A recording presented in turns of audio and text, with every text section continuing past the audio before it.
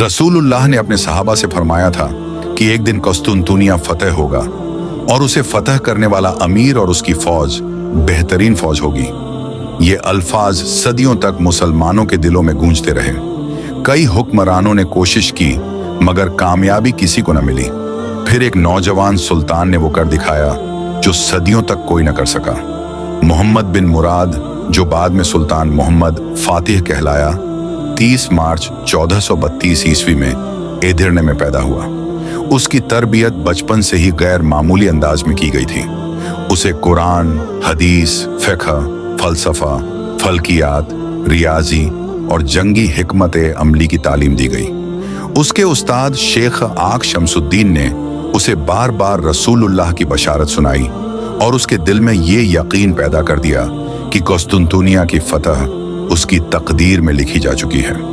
19 साल की उम्र में जब सुल्तान मोहम्मद तख्त नशीन हुआ तो उसका सबसे बड़ा ख्वाब कुस्तुनतुनिया की फतह था। वो जानता था कि यह काम आसान नहीं होगा, मगर उसने अज़्म कर लिया कि या तो वो कुस्तुनतुनिया फतह करेगा या अपनी जान दे देगा। कुस्तुनतुनिया एक मजबूत कला, कुस्तुनतुनिया 3 तरफ से समुंदर और एक तरफ से मजबूत दीवारों से घिरा हुआ था। उसके दिफाई निजाम को तोड़ना तकरीबन नामुमकिन समझा जाता था। कई इस्लामी अफवाज उसके दरवाजे तक पहुंची, मगर कोई भी इन दीवारों को उबूर न कर सका।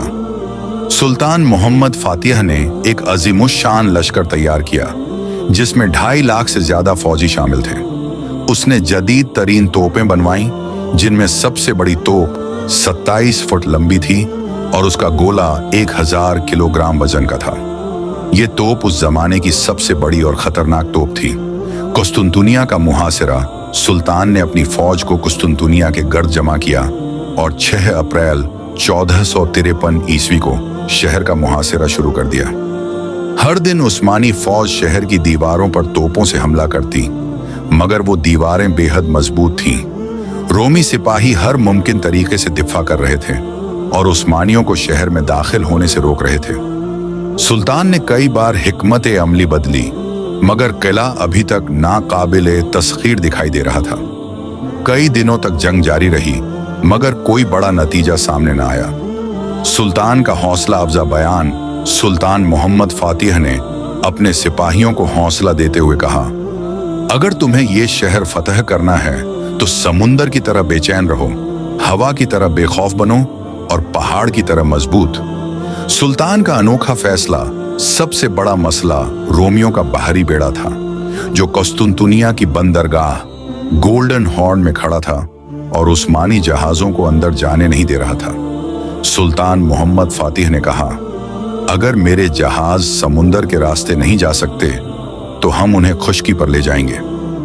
जहाजों को खुश्की पर चलाने का करिश्मा ये एक नाकाबिल यकीन फैसला था, मगर रातों रात लकड़ी के तख्ते बिछाए गए, रोलर्स रखे गए और 70 के करीब जंगी जहाजों को खुश्की पर चलाकर गोल्डन हॉर्न में पहुंचा दिया गया। जब सुबह रोमियों ने यह मंजर देखा तो वो हैरत और खौफ में मुब्तला हो गए। उनका मजबूत दिफा अब कमजोर हो चुका था और उस्मानी फौज शहर पर आखिरी हमला करने के लिए तैयार थी। आखिरी हमला और फतह 29 मई 1453 ईस्वी को सुल्तान मोहम्मद फातिह ने आखिरी हमले का हुक्म दिया। उस्मानी फौज ने हर तरफ से किले की दीवारों पर चढ़ाई की। शदीद लड़ाई हुई और आखिरकार उस्मानी फौज शहर में दाखिल हो गई। कुस्तुनतुनिया फतह हो चुका था।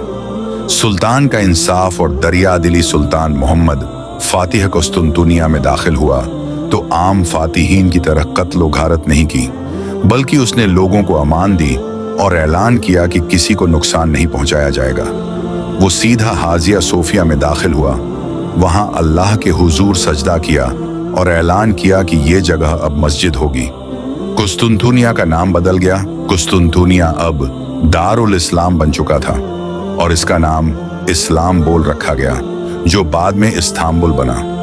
यूं रसूलुल्लाह की पेशगोई पूरी हुई और मोहम्मद बिन मुराद दुनिया में सुल्तान मोहम्मद फातिह के नाम से हमेशा के लिए अमर हो गया।